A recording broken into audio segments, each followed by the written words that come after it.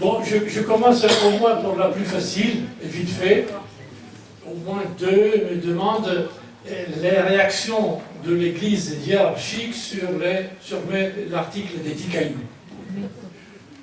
Je ne sais pas encore. Je ne sais pas encore. Je dis encore parce que j'ai des échos que, bon, évidemment, il y aura quelqu'un qui ne sera pas satisfait, forcément. Hein. Mais je n'écris pas ce que je pense pour satisfaire quelqu'un. Et je n'ai plus l'âge pour penser de faire carrière ou des choses comme ça. D'accord. Voilà. Et donc, je peux vous dire une chose, vu que c'est bonne et c'est belle, et je l'aime bien, sur le livre, pas directement, mais en sachant que les 10 cailloux dérivent du livre, je peux vous dire qu'un évêque, je ne vous dis pas qui, de quel diocèse, un évêque m'a écrit, avec un billet, en disant, j'ai lu votre livre, j'ai commencé avec un peu de difficulté à aller, mais je dois vous remercier à la fin. Pas seulement ça m'a aidé, mais je l'utilise dans la formation de mon clergé. J'ai 12 jours de formation avec mon clergé, je vais l'utiliser. Ah ben, ça m'a... Hein? Mon clergé, en tout cas, le clergé du diocèse. Ne prenez pas ça comme parce qu'en plus, je ne me rappelle pas mot par mot son écrit. Mais ça m'a... Bon, au moins un évêque qui a réagi dans ce sens-là. Voilà, ça, je peux le notifier. Une autre chose assez vite fait, non, ce n'était pas celle-là.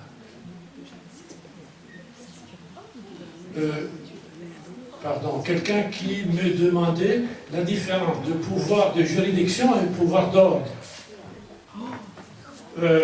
C'est tout à fait légitime, comme maintenant je ne me rappelle plus mais c'est assez vite fait si que les spécialistes du droit canon me pardonnent, mais pour rendre simple la distinction et la solution, c'est que le pouvoir d'ordre dérive du sacrement de l'ordre reçu.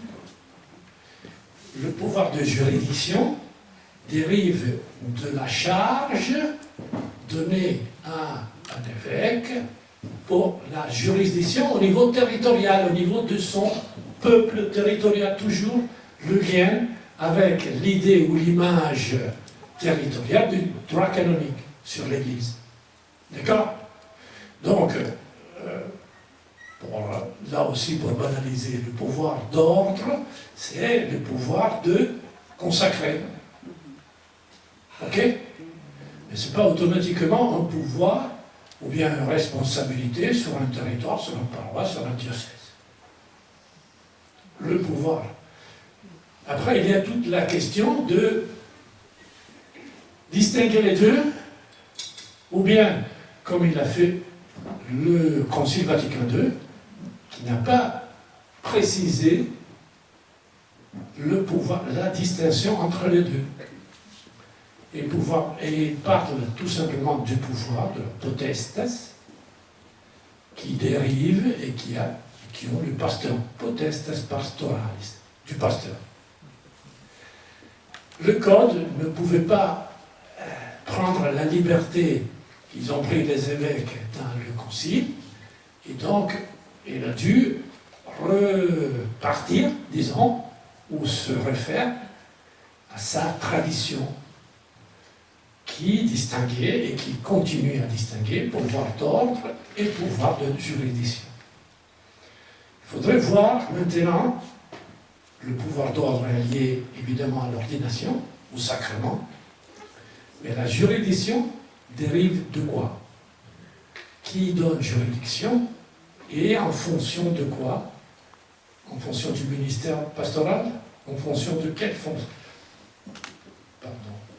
De quelle fonction? Dans le sens fonction royale? Alors c'est un service.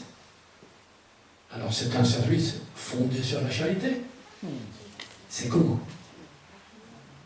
Vous comprenez qu'il y a bien des choses à développer, que le manque d'un livre 5 sur la charité et sur la fonction du service ou du gouvernement, dans le sens du service, et si on ne la traite pas, manque. Donc on ne peut pas la résoudre comme ça, d'emblée. Il faudrait l'exercice, il faudrait des décisions, il faudrait d'abord, comme je l'ai dit à nos amis du groupe de réflexion, on ne peut pas modifier comme ça d'emblée parce qu'on veut modifier et en coup de majorité, on n'est pas une démocratie. Ben ça on l'entend. Voilà. Oh là là. Non, je vous en donne l'envie. Je suis en train, je vais me lancer dans un ouvrage sur la démocratisation de l'Église. Il faut. C'est le temps. En disant que l'Église n'est pas une démocratie, on fait tout et n'importe quoi. Tout à fait d'accord, tout à fait d'accord. Et j'ajoute tout de suite, et ça sera exactement la thématique de début de cette réflexion, parce que c'est le temps de le faire. Le problème n'est pas que l'Église n'est pas une démocratie. On est bien tous d'accord sur ça. Mais le problème, c'est ce qui vient après. Alors, qu'est-ce que c'est? Ça signifie quoi exactement? Parce que si automatiquement, dans ma tête, quand je dis l'Église n'est pas une démocratie, ça signifie que l'Église alors est une monarchie, ou bien une théocratie, et alors là, on n'est pas d'accord. Alors, qu'est-ce que ça signifie? C'est clair que la structure pyramidale dont je parle et dont je m'attarde dans mon texte, c'est une structure qui dérivait de la culture hiérarchique, pyramidale de la société d'une certaine époque. Alors, si cette vision d'Église est le fruit de cette époque, dans cette nouvelle époque, il y a une vision de la vie politique et sociale qui est radicalement changée. Donc il faudrait tout simplement pas changer l'essence de l'Église en disant « devienne une démocratie l'Église ». Non, il faut tout simplement changer la forme de cette Église. Donc son fonctionnement. Donc ça signifie que des fonctions de démocratisation. Pourquoi on parle dans le synode d'un processus qui implique de plus en plus le peuple tout entier, laïcs et femmes comprises? Parce que, exactement, les papes même sont en train de développer cette logique de démocratisation. Mais, ou bien cette logique rentre dans le code, au niveau institutionnel, ou bien ne rentre pas. Parce que il ne suffit pas, laissez-moi dire, et je termine et je vous laisse la parole, ça ne signifie pas, ce n'est pas, comment dirais-je, un vrai changement quand le pape nomme une femme, religieuse ou laïque que soit, à la tête d'un dicastère au Vatican. Oui, il a pouvoir. Ah non, il l'a. Ah ben, à la tête d'un dicastère, oui. Oula, maintenant, la dernière nomination de Léon XIV d'une femme déjà présidente d'un dicastère au Vatican qui rentre dans le dicastère de la nomination des évêques. Permettez-moi, ça, c'est le pouvoir, hein? Oula! Ah ben, c'est la première fois dans l'histoire de l'Église tout entière, hein? C'est la première fois une femme qui va mettre son nez dans la nomination des évêques du monde entier. Oh. Mais, je complète, ça a été toujours du droit du pape de nommer qui voulait. Parce que si le prochain pape n'a pas cette sensibilité, bon, c'est fini. Alors, ou bien on arrive à changer le système. Donc, quand je parle évidemment du code ou du changement du code, ça signifie changer le règlement intérieur pour parler différemment. Donc, le système de fonctionnement de l'Église actuelle. On verra. Oui, il y avait... Le code de droit canonique, il est fait par qui? Ah voilà, oui. J'ai vu pardon, j'ai vu vous avez où j'étais? Et sous l'autorité de qui? Sous l'autorité de qui? Évidemment, le code de droit canonique est fait par une commission de canonistes internationale. Une commission Vatican, évidemment. Hein. Donc, on dit le législateur, celui qui produit ce texte. Mais il y a évidemment des possibilités de révision du code, soit directement par le pape. Récemment encore, pape François a fait modifier un passage du code qui empêchait l'accès des femmes. Je rigole parce que j'imagine votre réaction. Mais vous êtes la majorité, les femmes, ici, comme d'habitude, à l'église. Bon, mais qui empêchait aux femmes de s'approcher au autel. N'est-ce pas? Ah ben oui, voilà. Ça exactement. Vous répétez s'il vous plaît. On le fait depuis longtemps, mais ça dépend quel était le prêtre qui nous le permet. Mais ça, exactement, c'est le mécanisme qu'il faut développer. On le fait depuis longtemps, mais on oublie toujours que cette question-là doit devenir une question approuvée au niveau statutaire, au niveau d'un décret diocésain, au niveau d'un évêque. Alors, qu'il y a un permis écrit, qu'il y a une approbation écrite. Ce passage-là n'est pas un passage, disons, oui, mais on se passait de ça. Non, non. Non, parce qu'il faut penser à ceux qui viendront après nous. Et ce passage est un passage obligé pour eux, pas pour nous. Nous, on peut se passer de ça. Mais les autres, non. Parce que, exactement, quand il viendra le prochain curé qui n'a pas cette même sensibilité, on peut oublier. Mais s'il y a un décret, s'il y a ce passage, c'est difficile d'oublier. Il y a des questions pour aller dans le même sens. Là. Oui. Il y a par exemple une question, puis après il y a des questions qui tournent autour du synode. Par exemple, ça va dans le même sens, là, cette histoire des femmes ou les fillettes près de l'autel. Comment faire au-delà du droit canon pour mettre en place une entité pérenne dans une paroisse pour qu'elle résiste à un changement de curé? Très bien. Non mais oui. c'est une vraie question oui. que nous on se pose aussi. Ben, écoutez, là, je trouve la vie laïque, la vie des entreprises, la vie des groupements peut nous aider. Qu'est-ce qu'on fait normalement dans une association, qui intervient dans un territoire on fait un projet.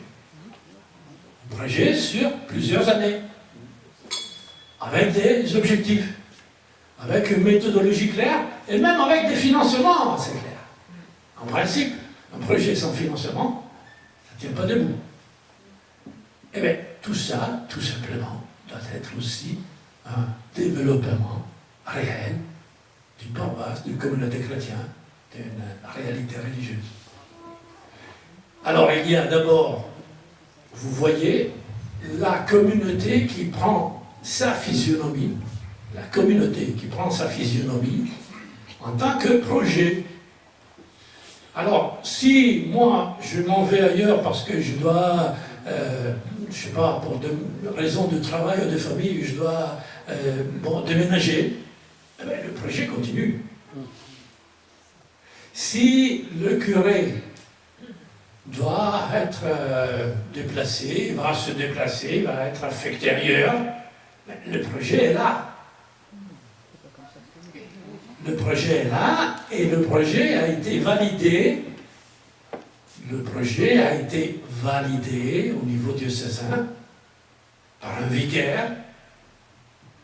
Donc, s'il change le curé, le vicaire, ça sera le premier à être appelé à rappeler au nouveau curé que le projet est là et doit être réalisé, mis en œuvre.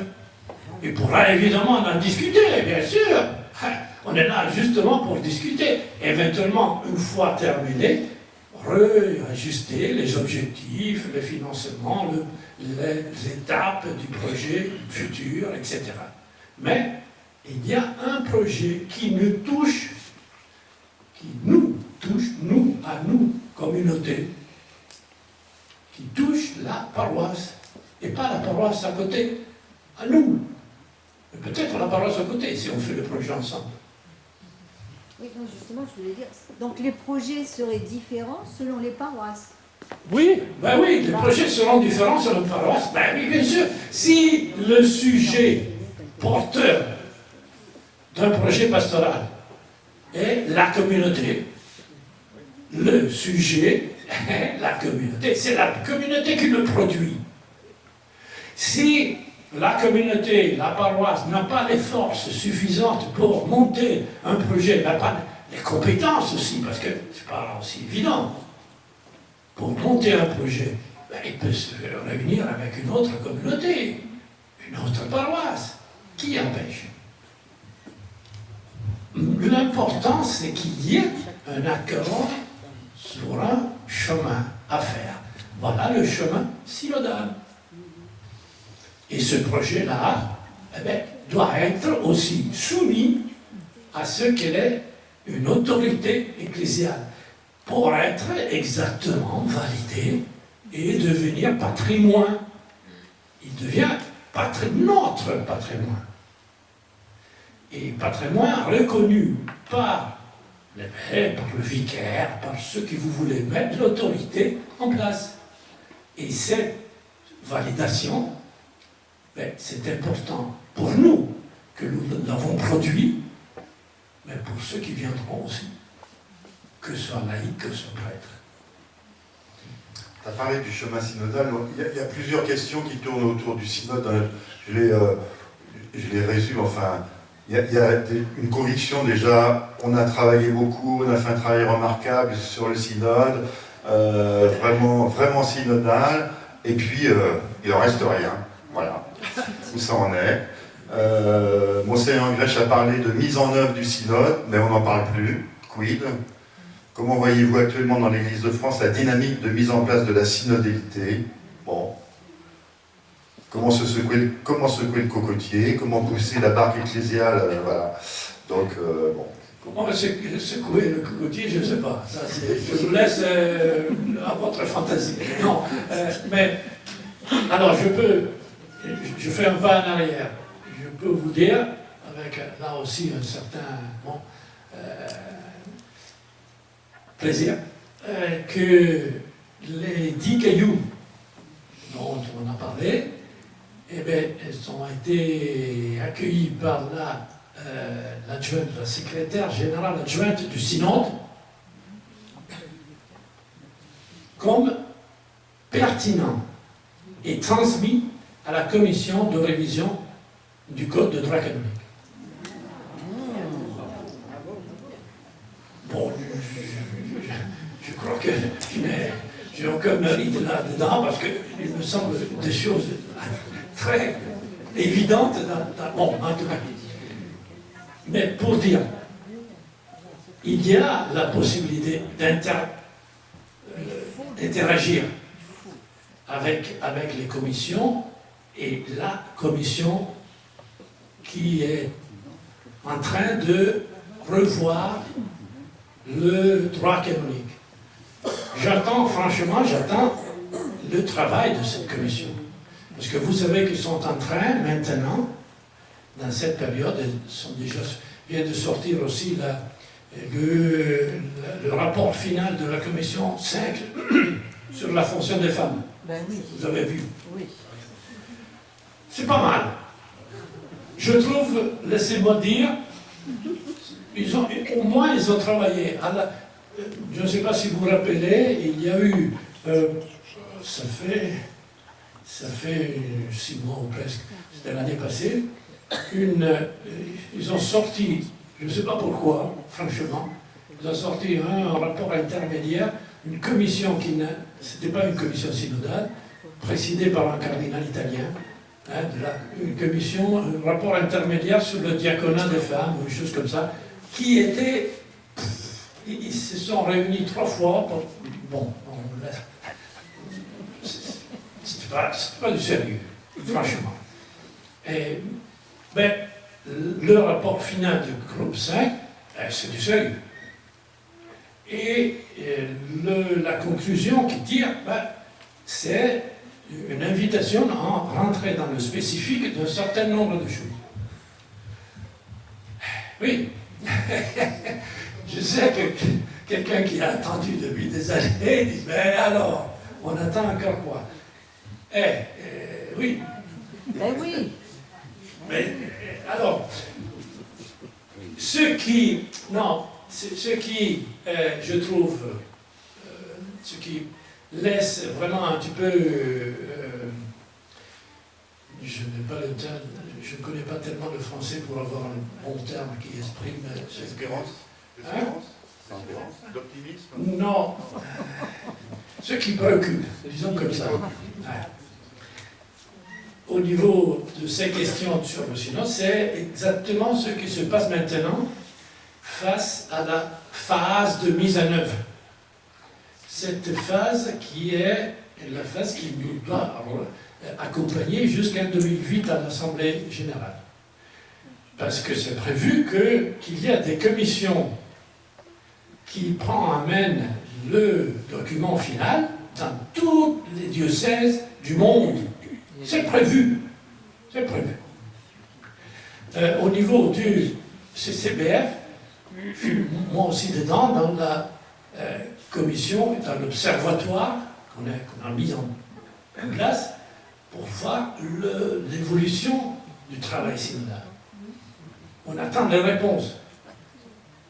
Mais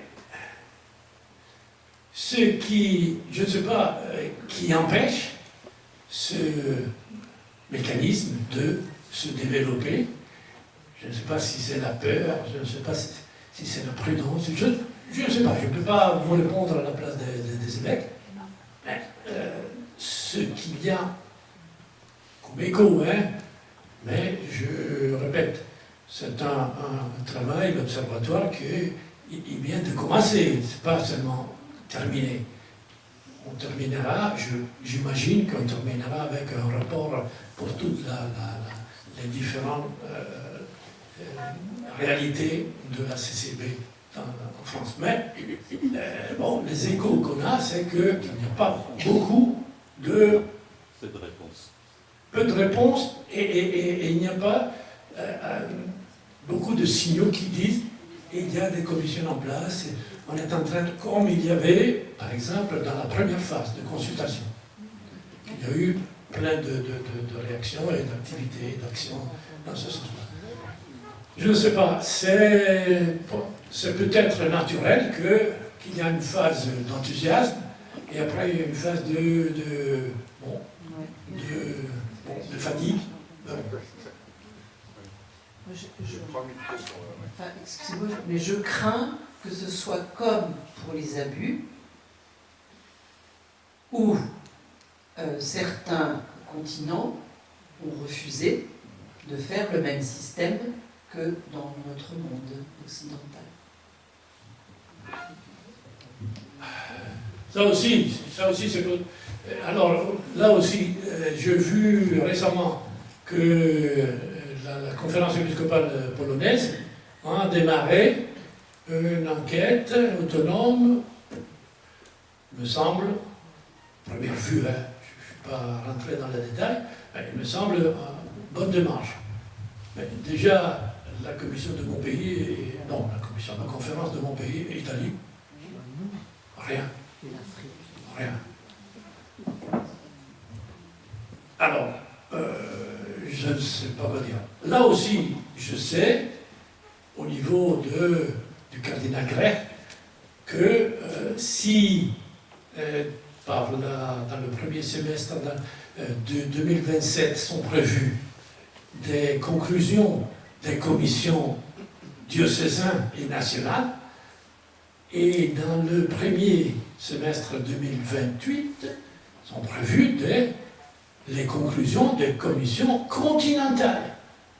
C'est le même mécanisme qu'on a vécu 22, 21, 23, avant les assemblées du synode. Je ne sais pas qu'est-ce qu'ils vont se raconter quand ils vont se réunir au niveau national et au niveau continental. Mais bon, c'est ça notre réalité d'Église. Il y a un autre type de question. Oui.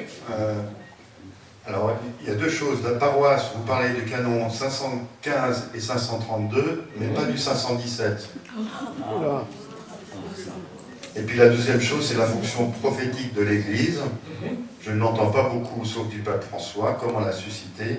Exemple ici, par exemple, sur Nantes, la position sur le CRA, sur les centres de rétention administrative.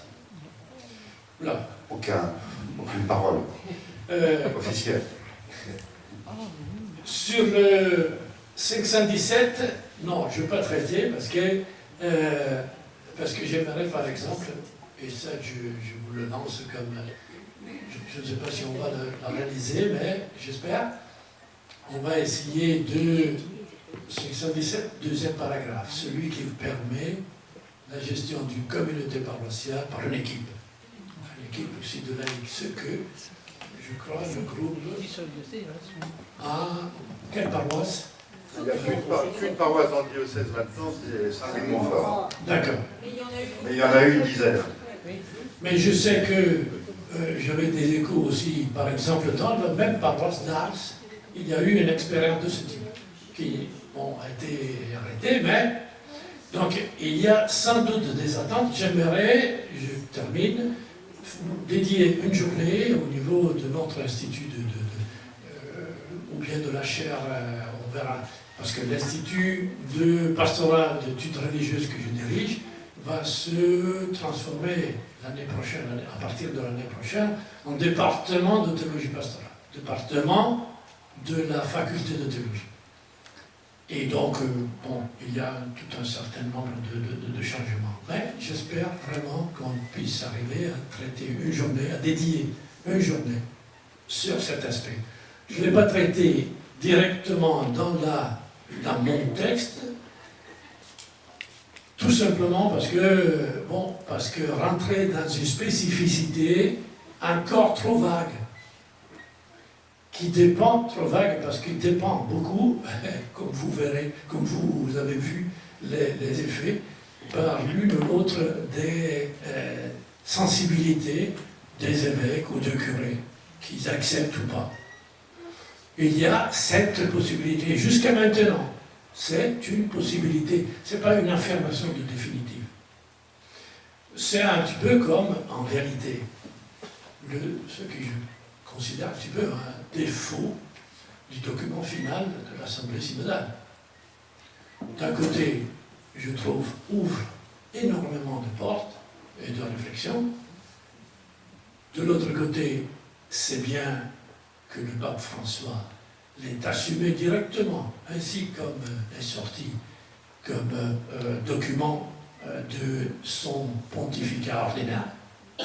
Mais le défaut, c'est que c'est des préconisations. Il n'y a aucune décision définitive. Donc, le changement du système n'est pas là. Il n'y a aucune affirmation. Les femmes ne peuvent pas être diacres. Point. Même pas ça. Il faut qu'on réfléchisse sur ça. C'est bien de développer le chemin. Il n'y a que des préconisations. C'est important Parce que si la porte est fermée, la porte est fermée. Mais ce n'est pas suffisant. J'attends qu'on a...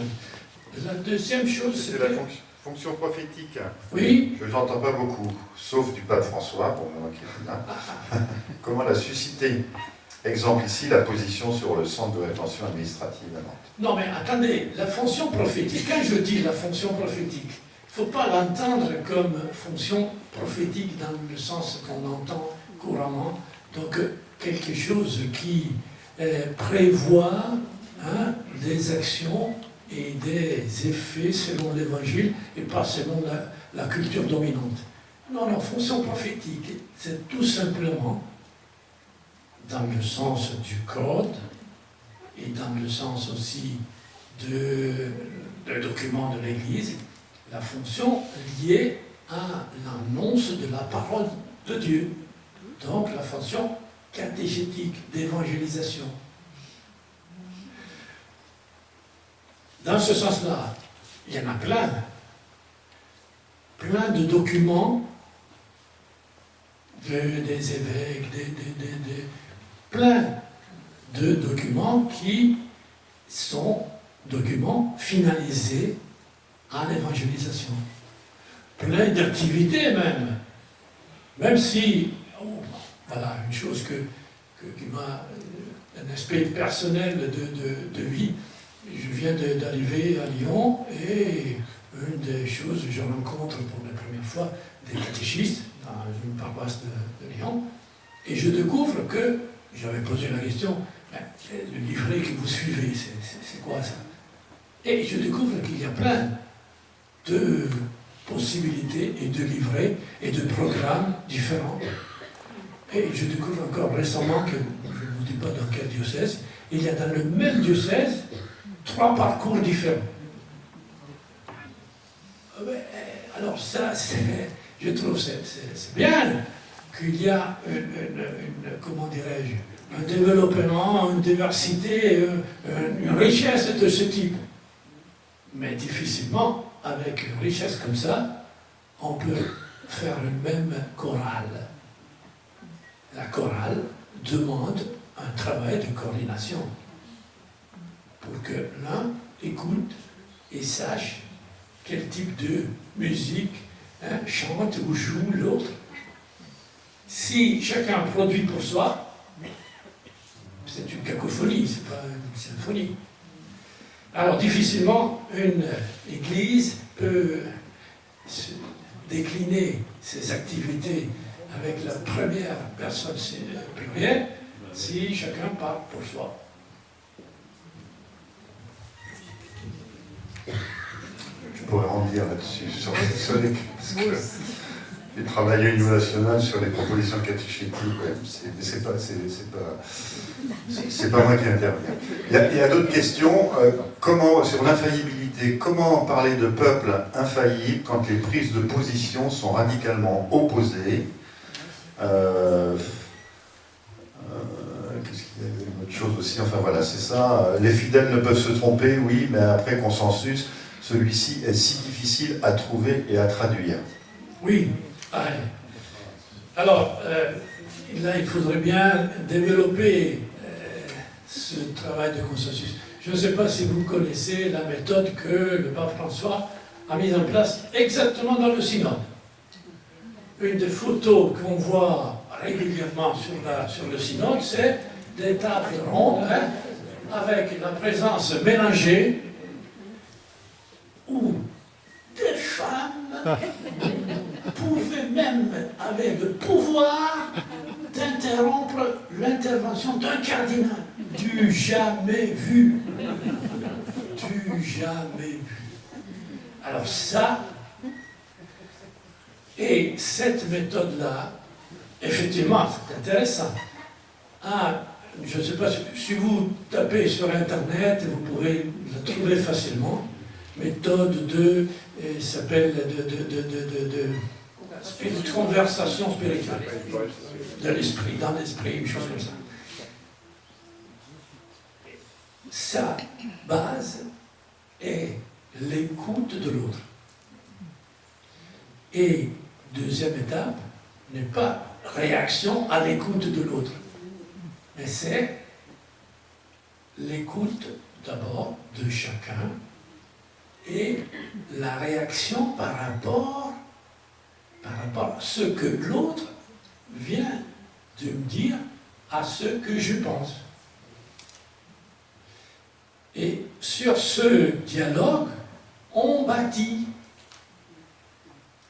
dans le sens que chacun n'est pas appelé à défendre à tout prix et à n'importe quel prix ce qu'il pense, lui, mais à interagir et se laisser interpeller à ce que l'autre me dit. Alors, c'est vous savez, c'est pour ça aussi, sur la question de la démocratie. Nous, on a en tête la démocratie des Athéniens, des Grecs, et c'était une forme de démocratie. Une des plus anciennes et les plus efficaces vient de l'Amérique, et de l'Amérique des Amérindiens, qui n'avaient même pas un chef et qui avaient une méthode de s'écouter. En Afrique, la palabre, hein, sous deux arbres.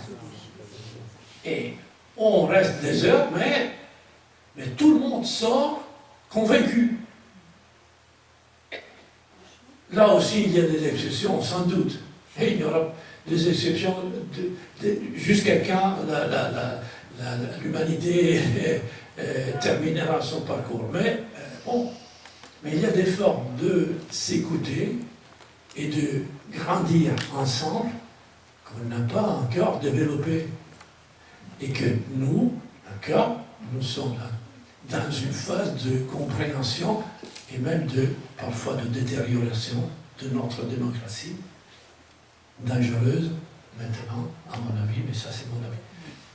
Et qu'il faudrait, au niveau de l'Église, vraiment assumer et développer de façon prophétique cette fois, effectivement.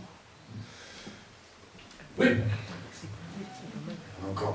Il y a juste une petite chose par rapport au Père, je veux faire dire une messe, combien ça coûte. Il y a quelqu'un qui dit le budget d'une paroisse, un prêtre, X messes par mois, égale tant d'euros, donc ça justifie les messes.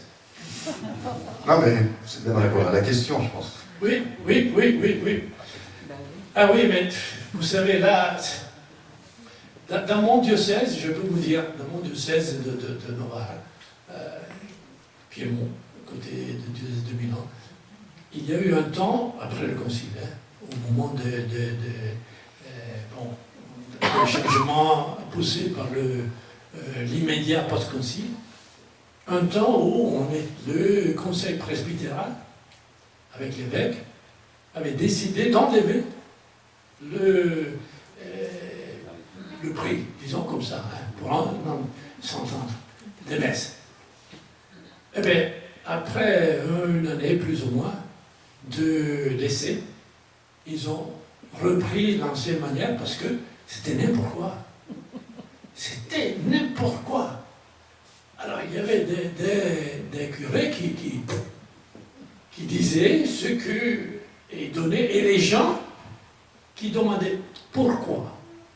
Mais parce que, et j'insiste dans mon texte, désormais, et c'est ça le gros changement de système qui nous interpelle tous, parce qu'on a dans notre tête et dans notre fonction l'idée commerciale.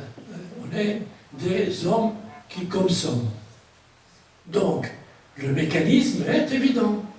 Je viens, je te demande un service, je paye. Pas question de service, tout le... Non, c'est le mécanisme, c'est normal. Et personne ne réfléchit sur ça. Et personne n'insiste sur le fait que ce mécanisme ne doit pas intervenir dans la vie ecclésiale. La célébration eucharistique n'est pas un service individuel, donc je ne peux pas l'acheter. Oui, mais moi je veux mettre l'intention pour mon père, mon nom. Oui, mais tu peux le faire.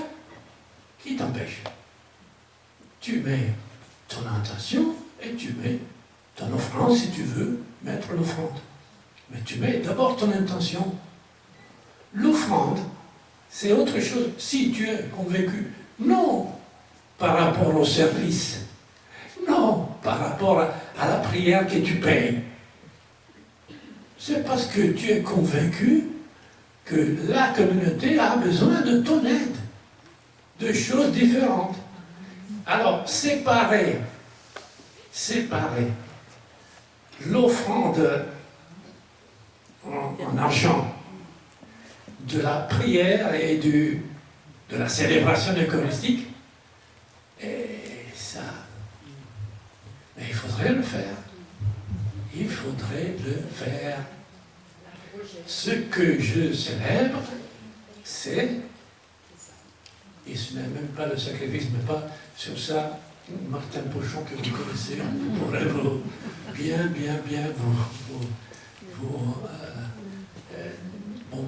éclairer. Mais c'est cette célébration de la communion entre vous, et souvent on l'oublie, que la communion c'est entre nous. Grâce à la communion avec Christ. Parce que comme dit l'épître de Saint Jacques, montrez-moi votre foi sans les actes, et moi je vous la montrerai avec les actes.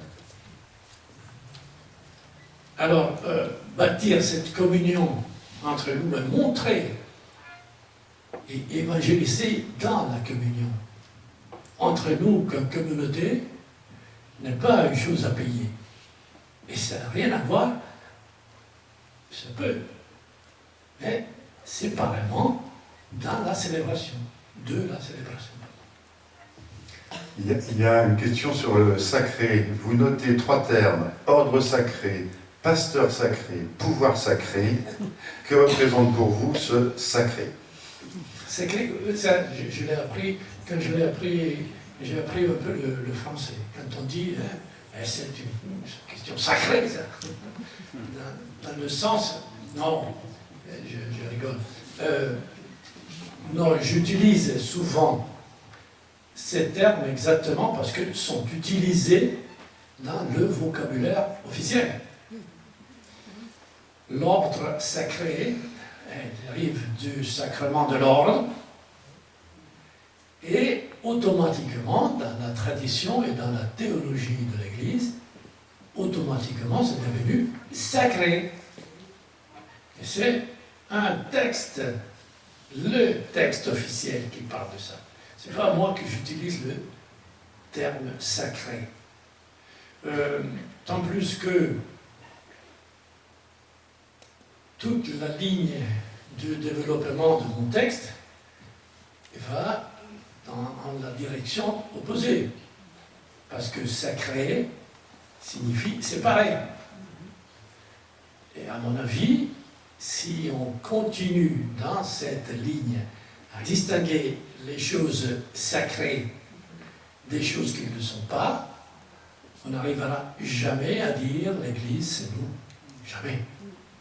Parce qu'il y aura toujours quelqu'un qui est sacré et quelqu'un qui ne l'est pas. Alors, ou bien tout le monde est sacré, et comme tout le monde est, j'ai le terme en italien, insignito, qu'il a, en tout cas, qui a l'honneur d'avoir reçu un sacrement. Eh bien, tout le monde dans l'Église a cet honneur. S'y est baptisé. Et alors, ça signifie que on est tous frères évangile. Mais il y a quelqu'un qui est un peu plus frère des autres. Ça marche pas.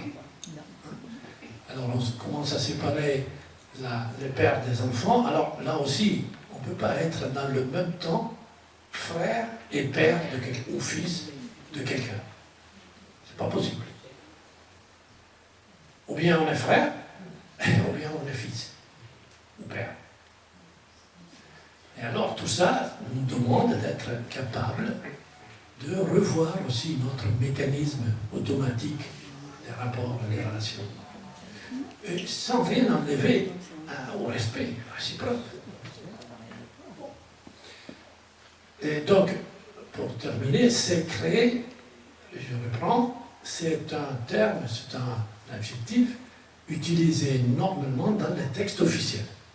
Si je l'utilise, c'est parce que je cite les textes qui proposent cette expression.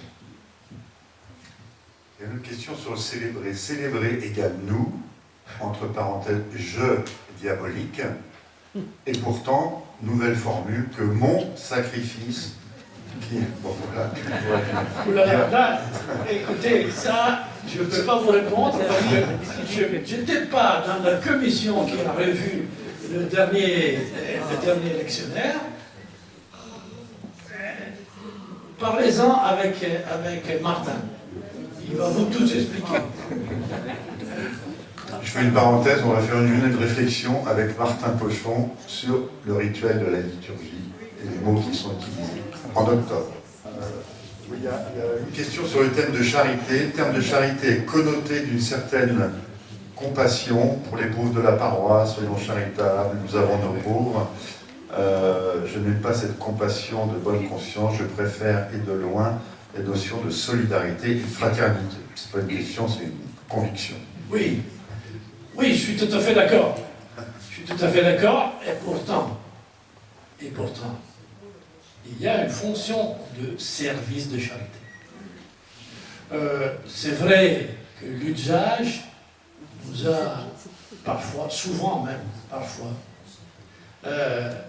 mis dans les conditions de dire ah charité c'est de la comment dit-on, quand on donne le surplus, hein, quand on fait de aumône, qui d'ailleurs est un des piliers de nos frères musulmans. Et c'est l'aumône. Et je vous assure, j'ai vécu en Algérie pour 10 ans, dans la Caritas, qui était bien connu comme organisme de l'Église catholique. Et ma première responsable financière, ma première collaboratrice, était une femme, maintenant, on est encore en relation, musulmane, pratiquante. Mais l'entendre parler de la différence et du bienfait de la charité en sens caritas vécu comme projet et comme développement humain, ça me laissait bluffer. De temps en temps, pour me moquer, je lui disais, mais tu parles mieux de Caritas que nos évêques, même. Il y a une question qui va justement sur la charité. La fonction royale, la fonction royale, son lien avec la charité, justement. Ah oui, ah oui.